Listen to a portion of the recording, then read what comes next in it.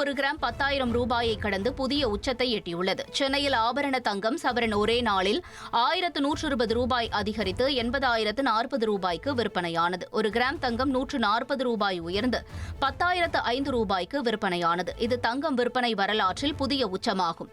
வெள்ளியின் விலை கிலோவுக்கு 2,000 ரூபாய் அதிகரித்துள்ளது. அதன்படி ஒரு கிராம் வெள்ளி 138 ரூபாய்க்கும் ஒரு கிலோ 1,38,000 ரூபாய்க்கும் விற்பனையானது.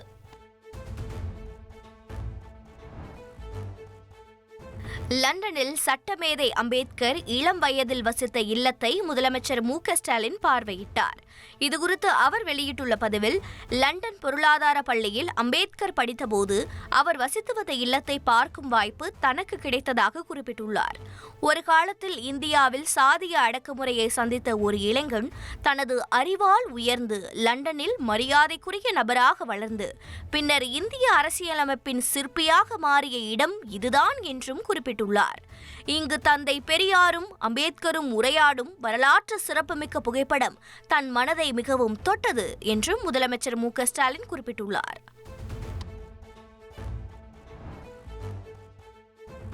அதிமுக அமைப்பு செயலாளர் மற்றும் மாவட்ட செயலாளர் பொறுப்புகளிலிருந்து செங்கோட்டையன் நீக்கப்படுவதாக கட்சியின் பொதுச் செயலாளர் எடப்பாடி பழனிசாமி அறிவித்துள்ளார்.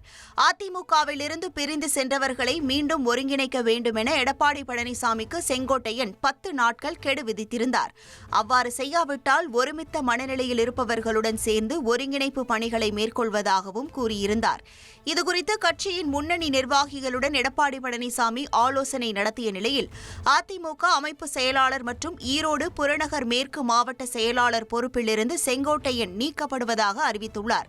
இதேபோல் ஈரோடு புறநகர் மேற்கு மாவட்ட அதிமுக நிர்வாகிகள் சுப்பிரமணியன், ஈஸ்வரமூர்த்தி, குறிஞ்சிநாதன், தேவராஜ், ரமேஷ், வேலு, மோகன்குமார் ஆகியோரும் கட்சி பொறுப்பிலிருந்து விடுவிக்கப்பட்டுள்ளனர். செங்கோட்டையனின் கட்சி பதவி பறிக்கப்பட்ட நிலையில் ஈரோடு புறநகர் மேற்கு பொறுப்பு மாவட்ட செயலாளராக செல்வராஜ் எம்எல்ஏ நியமிக்கப்பட்டுள்ளார்.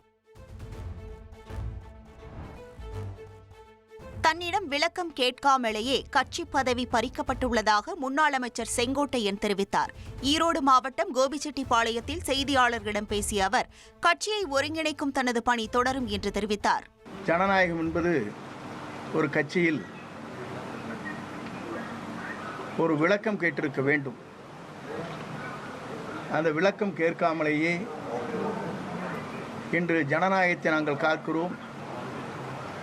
சுயமரியாதையோடு யார் வேண்டுமானாலும் எந்த கருத்துக்களை சொல்வதற்கு எங்கள் இயக்கத்திலே தடையில்லை என்று பல மேடையிலே பேசியிருக்கிறார்கள்.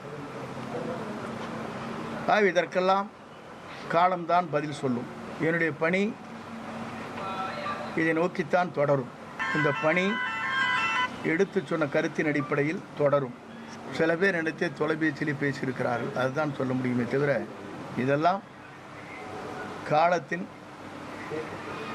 போக போக காலத்திலாம் தெரியும். கட்சி பொறுப்புகளிலிருந்து நீக்கப்பட்டிருக்கீங்க. இது உங்களுக்கு முன்னாடியே தெரியுமா? ஏன்னா நீங்கள் மூத்த அரசியல் இருக்கீங்க. நான் எதிர்பார்த்தது தானா? நான் எதிர்பார்க்கவில்லை சார். இதுக்கு பின்னால யார் இருப்பாங்க? பொதுச்செயலாளர் மட்டுமா இல்லை வேற யாராவது காரணமாக இருப்பாங்க நீங்கள் நினைக்கிறீங்களா சார்? அது இப்போது சொல்வதற்கு இல்லை. நான் கொடுத்த தெளிவாக கொடுத்துருக்கேன். 10 நாட்களுக்குள் இருப்பானே 10 நாட்களுக்குள் இந்த பணியை துவங்க வேண்டும். 1 மாதம் ஆனாலும் பரவாயில்லை, பேசி தீர்க்க வேண்டும் தான் சொல்லியிருக்கிறேன். முன்னாள் அமைச்சர் செம்மலை தலைமைக்கு கெடு விதிக்கிறது அழகில்லை அப்படின்னு இல்லை. அவர் அவரோட இருக்கிறார், அதனால் கெடு விதிக்கலாம். அவர் தர்மத்துக்கு போயிட்டு வந்திருக்காரு, அதனால் அப்படி தான் சொல்லுவார். சார் டிடிவி போது இவரை ஒட்டிட்டார், அதனால் அவர் அந்த கருத்து சொல்வது மாறுபட்ட கருத்து இல்லை. என் போன்ற புரட்சி தலைவரால் இந்த இயக்கத்திலே துவங்கி என் போன்றவர்கள் அந்த கருத்துக்களை வெளிப்படுத்துவது இந்த இயக்கத்திற்கு நலம் என்ற முறையிலே தான் அந்த கருத்துக்களை வெளியிட்டேன். சார், இதை நீக்கினதுனால இது கட்சிக்கு பாதிப்பு அப்படிங்க சார்? நீங்கள் போக போக இந்த காலம்தான் பதில் சொல்லணும்னு சொல்லி தொண்டர்கள் கருத்துக்கு பொதுச் செயலாளர் மதிப்பு கொடுக்காம அதை புறக்கணிக்கிறாராங்கிறதான் கேள்விங்க.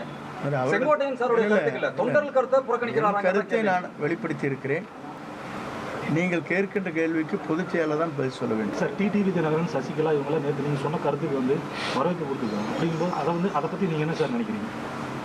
அவர் மட்டுமல்ல, நயனா நாகேந்திரன் கொடுத்துருக்காரு, எச் ராஜா கொடுத்துருக்காரு, பல்வேறு பிரேமலதா கொடுத்துருக்காங்க. இது எத்தனை பேர் கருத்துக்கள் சொல்லுங்க. அதிமுக ஒன்றிணைய வேண்டும் என்று கூறிய முன்னாள் அமைச்சர் செங்கோட்டையனை கட்சி பொறுப்பில் இருந்து நீக்கியது சர்வாதிகாரத்தின் உச்சநிலை என்று முன்னாள் முதல்வர் ஓ பன்னீர்செல்வம் தெரிவித்துள்ளார். அதிமுக ஒன்றிணைய வேண்டும் என்பதுதான் அதிமுக தொண்டர்களின் விருப்பமாகவும் பொதுமக்களின் விருப்பமாகவும் உள்ளது என்றும் அவர் தெரிவித்துள்ளார். கழகம் ஒன்றிணைய வேண்டும், அதுதான் சொல்லியிருக்கிறார். வேறு எந்த மாறுபட்ட கருத்தும் சொல்லவில்லை, யார் மீதும் குற்றச்சாட்டு சொல்லவில்லை. கழகம் ஒன்றிணைய வேண்டும் என்று சொன்னதற்காக இவ்வளவு பெரிய கொடுஞ்செயலை, தண்டனையை தர வேண்டுமா என்பதுதான் இன்றைக்கு தமிழகத்தில் இருக்கின்ற மக்கள் அனைவரும் கேட்டுக்கொண்டிருக்கிறார். கழகம் இணைய வேண்டும் என்ற ஒரே கருத்து தான் அனைத்து இந்திய அண்ணா முன்னேற்ற கழகத்தில் இருக்கின்ற 1.5 கோடி தொண்டர்களின் மனதில் இருக்கிறது. பொதுமக்கள் தலைவர் மீதும் அம்மா மீதும் கழகத்தின் மீதும் பாசம் பற்று கொண்டிருக்கின்ற பொதுமக்கள் அவருடைய மனதிலும் இருக்கிறது. இன்னைக்கு இவையெல்லாம் புறந்தள்ளிவிட்டு அவரை அனைத்து பொறுப்புகளிலிருந்து எடுத்திருப்பது சர்வாதிகாரத்துடைய உச்ச நிலை என்பதை மட்டும் நான் தெரிவித்துக் கொள்ள கடமைப்பட்டேன். மக்கள் சரியான பாடம் புகட்டுவார்கள் என்பதுதான் தெரிவித்து.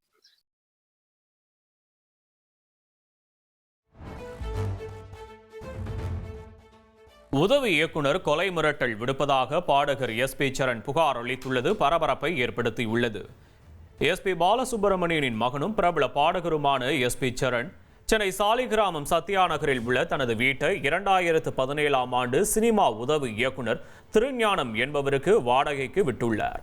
1,50,000 ரூபாய் அட்வான்ஸ், மாத வாடகை 35,000 ரூபாய் என பேசி வீட்டை வாடகைக்கு விட்ட நிலையில் கடந்த 23 மாதங்களாக திருஞானம் வாடகை கொடுக்காமல் அலைக்கழித்து வந்ததாக கூறப்படுகிறது. தான் வாடகை பணத்தை கேட்டபோது ஆபாசமாக பேசி கொலை மிரட்டல் விடுத்ததாகவும் KK நகர் காவல் நிலையத்தில் சரண் தரப்பில் புகார் அளிக்கப்பட்டுள்ளது. இதுகுறித்து சரணிடம் விளக்கம் பெற முயன்றபோது அவர் வெளிநாட்டில் இருப்பது தெரியவந்துள்ளது.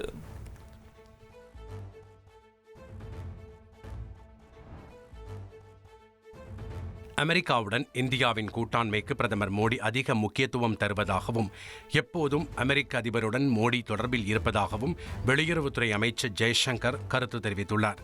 வெள்ளை மாளிகையில் பேசிய அமெரிக்க அதிபர் ட்ரம்ப் மோடி மிகச்சிறந்த பிரதமர் எனவும் அவருடன் எப்போதும் நட்பாக இருக்கவே விரும்புவதாகவும் சமீப காலமாக மோடியின் சில செயல்பாடுகள் தனக்கு பிடிக்கவில்லை எனவும் கூறியிருந்தார். மேலும் இந்தியா அமெரிக்கா இடையேயான உறவுகள் குறித்து எந்த கவலையும் கொள்ள தேவையில்லை என ட்ரம்ப் குறிப்பிட்டிருந்தார். பிரதமர் மோடி தனது எக்ஸ் பக்கத்தில் ட்ரம்பின் இந்த பேச்சை வரவேற்பதாகவும் ட்ரம்பின் இக்கருத்தை வரவேற்பதாகவும் இந்தியாவும் அமெரிக்காவும் சர்வதேச விவகாரங்களில் தொடர்ந்தே பயணிக்கும் எனவும் குறிப்பிட்டிருந்தார். இது பற்றிய கேள்விக்கு வெளியுறவுத்துறை அமைச்சர் ஜெய்சங்கர் இவ்வாறு பதிலளித்துள்ளார்.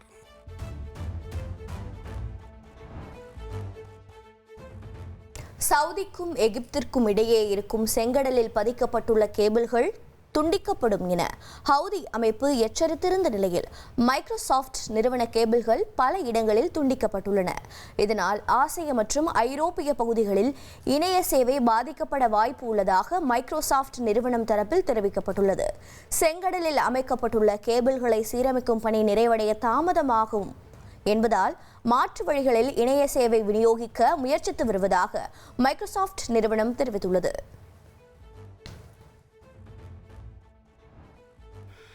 இங்கிலாந்தில் நடைபெற்று வரும் உலக குத்துச்சண்டை சாம்பியன்ஷிப் தொடரில் இந்தியாவைச் சேர்ந்த நட்சத்திர வீராங்கனை லவ்லினா போர்கோஹேன் அதிர்ச்சி தோல்வியடைந்தார். மகளிர் 75 கிலோ எடைப்பிரிவில் கலந்து கொண்ட லவ்லினா துருக்கி வீராங்கனை பஸ்ரா இசில்தாருடன் மோதினார். இதில் 5-0 என்ற கணக்கில் பஸ்ரா வெற்றி பெற்று லவ்லினாவுக்கு அதிர்ச்சி அளித்தார். பதக்கம் வெல்வார் என எதிர்பார்க்கப்பட்ட லவ்லினா ஆரம்ப கட்டத்திலேயே வெளியேறியிருப்பது குறிப்பிடத்தக்கது.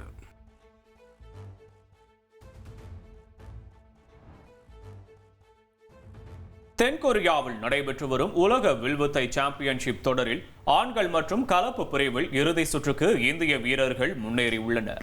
ஆண்களுக்கான பிரிவில் இந்திய அணி வீரர்கள் ரிஷப் யாதவ், அமன் சைனி மற்றும் பிரத்மேஷ் பி ஃபியூல் துருக்கியை தோற்கடித்து இறுதி இலக்கை எட்டியிருக்கின்றனர். இதேபோல கலப்பு பிரிவில் ஜோதி சுரேகா விண்ணம் மற்றும் ரிஷப் யாதவ் இணைந்து சீன வீரர்களை வென்று இறுதிப் போட்டிக்கு முன்னேறியுள்ளனர். இன்று நடக்கவுள்ள இறுதி சுற்றில் இந்தியாவுக்கு 2 பதக்கங்கள் உறுதியாகியுள்ளன.